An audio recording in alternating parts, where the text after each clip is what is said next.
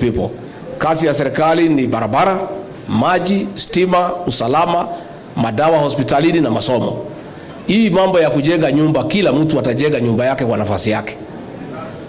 Kajua mtiko yake na nyumba ya nyumba. Na mudu wetu hali yawe kate.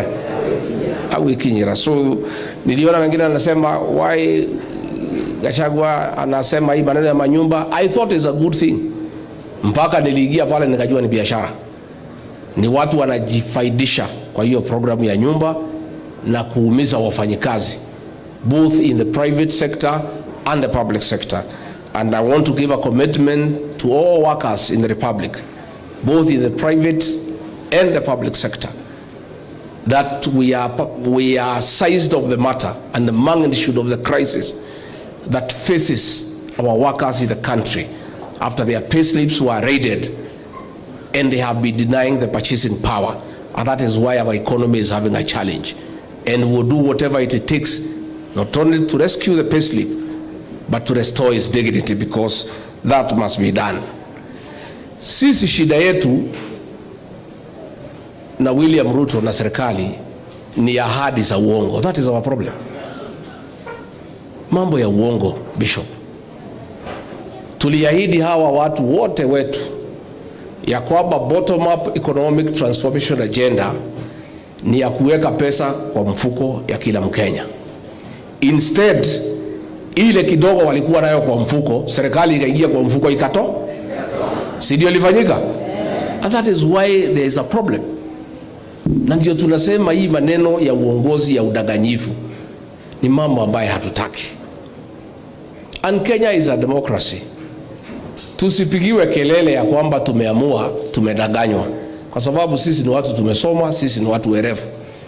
Na mjinga akierevuka, mwerevu wako wapi? Ako mashakani. Hao watu wamerevuka. Tulikuwa tunaongea mambo ya bodaboda, wakatemwa. Sasa nimeona tena wamerudishwa. Same script. Kusanya vijana ya bodaboda, kuwapatia 1,100. Hiyo vijana ya bodaboda wamechanuka sana. Trauga jogu ndegati kuona ke na ng'ombe ndegakue na ke. Sisi tunasema, na nimefurahi sana pale Bujana, watu ya eneo hili ya Mlima Kenya wamesema wale wanataka kuja kutuletea pesa, mkuja, na mkuja na pesa mingi, tuko na haja naye. Lakini kuja kukemea, kusomea na kutukana viongozi katika mlima haiwezekani. Sasa iko kijana alikuwa ametumwa kutoka Rift Valley ya kuja atukane JB Muturi. Akaambiwa na waemu, wewe leteni ile pesa mko nayo, alafu mtoka mfanye nini? Mambo ya kutukana viongozi wetu hapa mlima, kuja kuwasomea, kuja kuwakemea haitawezekana tena. Kama mko na pesa mko naye, mulete. Hao watu ni hatari kwa kufungua hoteli na kufunga. Our people are experts. Kufungua hoteli na kufunga wanajua. Mulete pesa mpatie watu.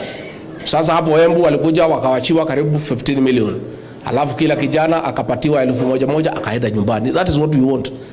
Lakini na mkate na soda. Na ni sawa. Ile watu ya mlima wamekataa. Ni watu kuja kusomea viongozi hapa na kuwakemea na kuwakosea heshima. Na nilifurahi sana kwa sababu hata wale walikuwa wanatukana viongozi wetu huko Rift Valley, huko Western, jana walikimya. Sasa watukanane huko Western, watukanane huko Rift Valley. Wakifika hapa wafunge mdomo. Watu ya hapa wamekataa hiyo maneno ya kufanya Mlima Kenya kuwa kiwanja ya matusi, ya kukosea watu heshima, na ya kuita sisi wa kabila na mambo mengine ambayo haifai. Those who want to come, you come. Na sisi hatuna haja na mtu, hakuna mtu tuko na fujo na yeye. Mkuje msikize, mkisikia ni uongo, mnasema hiyo ni uongo. Mkisikia haina maneno, mnasikiza. Na msiweke watu sana, muongee 10 minutes, 15, muwapatie pesa watu waende nyumba. Si ndio? Kuna haja muongeleshe watu masaa 5 alafu mnawaekea, na watu wanataka kuchukua pesa waende nyumbani. Hata juzi wamekuja hapa Endarasha, kila mtu 1,100, watu nangoja tu pesa. Ubaya ni kubeba watu na malori kwa sababu wanaweza kuwa na accident. Hakuna hata haja ya kuleta watu na malori. Kama unataka watu ya kusukumusia, si uchukue tu watu ya area. Wale wako tu hapo karibu, wapagie kila mtu giri moja wakusikize, iingilie masikio hii tokea gani? Alafu wewe ufanye nini? Siko namna hiyo. Kwa sababu tunasema hata wale tumeona ile hoteli imefunguliwa pale Ikulu na ingine Karen. Watu nabebo hapo kila mtu giri 10. Nendeni mchukue pesa. Lakini mkuwe careful na hiyo pesa. Sababu hii pesa ni damu yetu ya watoto ya Gen Z.